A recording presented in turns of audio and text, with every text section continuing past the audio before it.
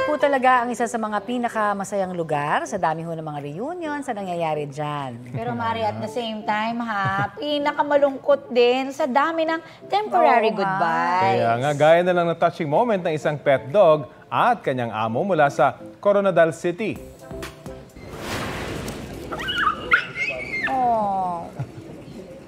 Malaeksena po yan sa pelikula, yung pamamaalam ni Kenneth sa airport ng General Santos City. Pa-abroad na po kasi siya bilang seaman, pero hirap na hirap mag-bye-bye sa kanyang fur baby na si Chanel.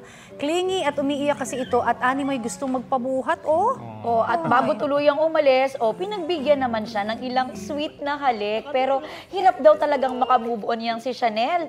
Nagstay pa nga yan sa kanyang pwesto dahil inakalang babalik agad yung kanyang amo. Ang sweet.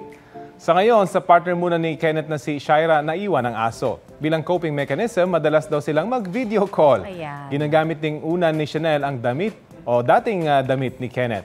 Ang goodbye video nila may mahigit 1.3 million views na sa TikTok. Trending! Ang galing, Yan, ano? oo. Talagang ang mga alaga nating aso, 'di ba? Hindi natin makakaila na mahal tayo. Correct. Pero I'm sure mahirap din makamove on si Kenneth. Ay, totoo. Naiwanan yung kanyang fur baby, di ba? Part of the family talaga, Oo yung naman. mga alaga natin. Kaya pati pag umaalis talagang may rin sila. No? Totoo, clingy Nalulungkot. talaga. Lalo na yung ganyang breed, ha? Abangan natin sana yung reunion nila pagbalik ni Ay, Kenneth. oo. Di ba? Kenneth, i-video mo yung pagbabalik mo. At dapat may energy, di ba? Correct.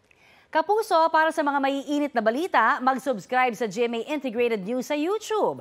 Sa mga kapuso naman abroad, subaybayan nyo kami sa GMA Pinoy TV at sa www.gmanews.tv.